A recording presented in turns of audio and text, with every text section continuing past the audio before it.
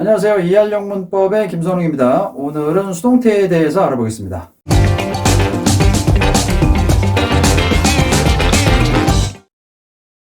자, 수동태라고 하면 능동태의 목적어를 주어로 해서 동사를 비동사 PP 이런 식으로 쓰는 형태를 말합니다. 수동태를 쓰는 이유는 주어, 즉 다시 말해서 행위자를 알 수 없기 때문에 수동태로 쓸 수밖에 없는 상황이 가장 많다고 볼 수 있겠죠. 자, 행위자를 알 수 없다는 것은 뭐냐면, 자, 전쟁터에서 누군가 병사에게 총을 쐈습니다. 그러면 누가 쐈는지 알 수가 없죠. 이럴 때 총을 맞은 이 병사는 수동태의 주어가 돼서 The soldier was shot in his leg. 자, 그 병사는 다리에 총상을 입었다. 이렇게 수동태로 나타낼 수밖에 없습니다. 왜냐하면 총을 누가 쐈는지는 알 수 있는 방법이 없죠. 자, 또 다른 문장을 살펴봅시다. Our society is innovated. 우리의 사회는 혁신되고 있다. 자, 이걸 왜 수동태로 썼냐면 사회를 누가 혁신시키는지 몰라요. 그렇죠. 특정인이 그런 것도 아니고 다수가 그렇겠죠. 주어로 내세울 수 있는 사람이 없기 때문에 이노베이트의 목적어였던 society를 주어로 해서 수동태로 써서 Our society is innovated라는 문장이 만들어질 수밖에 없었던 겁니다. 자, 우리는 수동태에 대해서 일일이 다 살펴보진 않을 거고 딱 두 가지만 살펴볼 거예요. 바로 목적어가 대절인 경우의 수동태. 이건 너무너무 중요한 겁니다. 그리고 두 번째는 보유 목적어라는 용어에 대한 이해. 이것까지 해서 두 가지만 이제 살펴보도록 하겠습니다. 자, 첫 번째 목적어가 대절인 경우의 수동태다. 가령 예를 들어서 주어와 타동사, 그 다음에 목적어가 단어가 아니라 절이에요. 만약에 이 단어 같은 경우는 주어로 해서 수동태로 쓰면 되지만 절은 주어로 해서 수동태로 못 씁니다. 그렇게 안 돼요. 그래서 어려운 건데요. 이런 예문을 하나 볼게요. People say that Tom is rich. 이런 문장이 있다고 가정을 해봅시다. 자, people say that Tom is rich. 총 6개의 단어로 되어 있는데요. 이 중에서 가장 중요한 단어를 하나 꼽으라면 뭐라고 생각하세요? 바로 대절의 주어가 가장 중요합니다. 대절의 주어가 탐이겠죠. 그러면 이 상황에서는 대절 전체를 주어로 할 수 없기 때문에 대절의 주어인 탐만 주어로 할 수 있어요. 그리고 나서 say를 수동태로 쓰면 탐이 단수니까 is said가 되겠죠. 그리고 that은 사라지고 that 대신에 to로 바뀝니다. 그러면 Tom is said to, 그 다음에 대절의 탐은 문장의 주어로 나갔으니까 이제 대절에 남은 건 is rich만 남았죠. 이때 is를 to 부정사의 원형 동사인 be로 고치고 rich는 그대로 갖다 쓰면 Tom is said to be rich가 바로 수동태가 된 겁니다. 어때요? 좀 어렵죠? 다시 한번 해볼게요.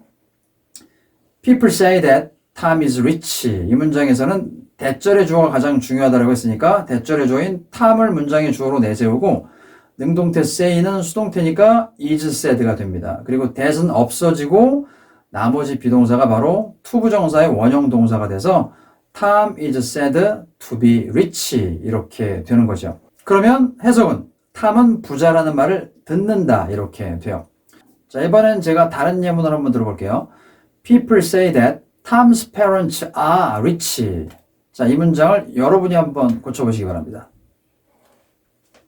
자, 역시 제일 중요한 단어는 대절의 주어라고 그랬죠? 그러니까 Tom's parents가 주어가 되면 say는 are said가 됩니다. 아까 Tom의 경우 3인칭 단수였으니까 is said였지만 Tom's parents는 부모님, 두 분, 복수기 때문에 are said가 되고요. 그 다음에 to be rich 그대로 적히는 거죠. 그럼 차이점은 어디만 있었냐면 Tom is said가 Tom's parents are 이렇게 주어의 수에 따라서 동사의 수가 바뀌었다는 차이밖에는 없습니다. 자, 이게 단데 사실 이 완료부정사라는 게 있어요. 완료부정사는 뭐냐면 to have pp라는 건데요. 이 완료부정사가 굉장히 중요한 겁니다. 완료부정사는 문장의 본동사와 부정사의 시제가 서로 같지 않을 때, 즉 다시 말해서 부정사의 시제가 본동사의 시제보다 더 이전임을 의미하는 시제거든요. 자, 어떻게 되는지 이제 아까 예문을 썼던 걸 다시 한번 바꿔볼게요. 자, people say that Tom was rich예요. 아까는 is rich였는데 was rich로 시제가 바뀌었습니다. 그러니까 사람들은 말한다. 탐이 부자라고가 아니라 부자였다고. 그러니까 탐이 부자였던 게 과거로 바뀌었죠.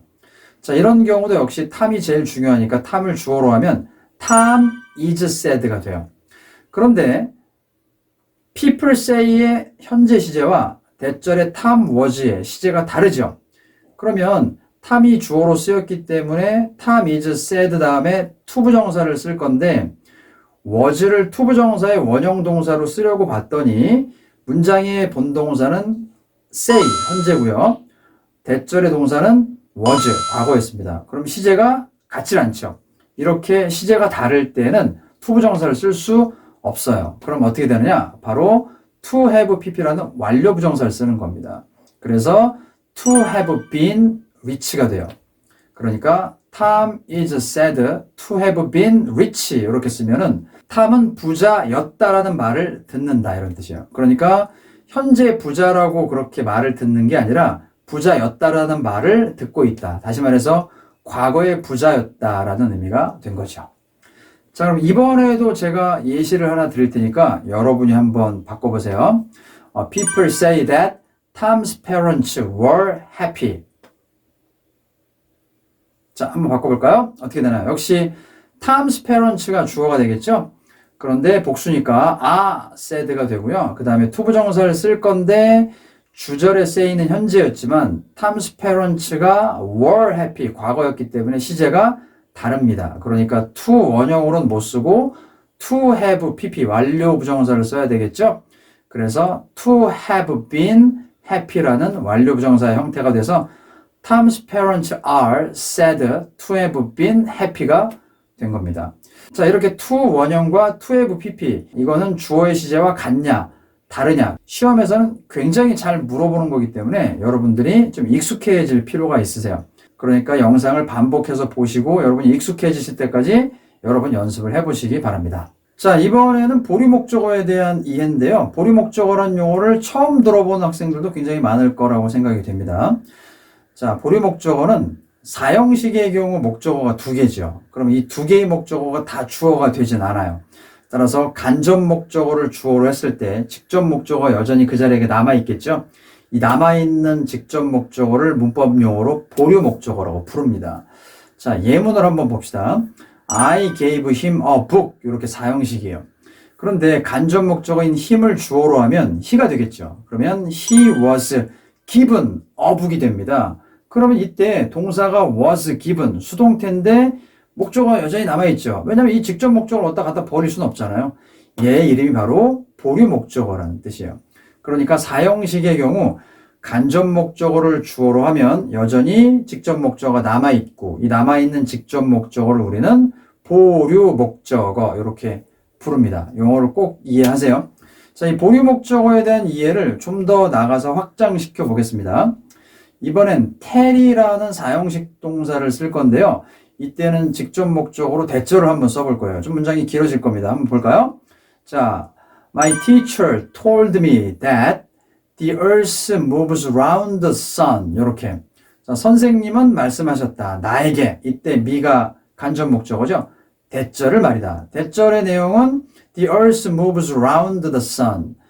지구가 태양 주위를 돈다. 이렇게 내용이 되어 있네요. 자, 근데 여러분 일단 시제가 좀 안 맞죠? 선생님 말씀하셨던 건 told인데 대절은 현재로 되어 있어요. 이건 왜 시제가 안 맞냐면 선생님 말씀하신 건 과거였지만 지구가 태양 주위를 도는 건 진리, 사실이기 때문에 옛날에도 지금도 앞으로도 그렇죠. 이런 경우는 현재 시제로 써야 되기 때문에 시제 일치시키지 않습니다. 과거로 쓰면 과거만 돌았기 때문에 절대 큰일 납니다. 자, 그러면 여기서 간접 목적어인 me를 주어로 쓰면 이렇게 되겠죠. I was told that the earth moves around the sun. 이렇게 됩니다. 그러면 이 대절이 보류 목적절이 되는 거예요. 자, 그럼 우리가 보류 목적어가 무엇인지 여러분 잘 이해하셨죠? 다시 말해서 BPP의 수동태로 되어 있는데 이 오른쪽에 여전히 명사나 대절이 있어요. 그럼 이상하죠? 수동태가 되면은 목적어가 없어야 되는데 그러니까 이때 수동태인데 여전히 명사 목적어나 절 목적어가 나와 있으면 이거는 보류 목적어 또는 보류 목적절 이렇게 이해하시면 되고요. 사형식이 수동태로 변했구나 라고 여러분이 아실 수 있을 겁니다. 자, 수동태에 대해서는 이 정도로 정리를 하고요. 다음 시간에는 제가 조동사의 과거형인 우드, 쿠드, 마이트에 대해서 설명을 드리고자 합니다. 끝까지 시청해 주셔서 감사합니다.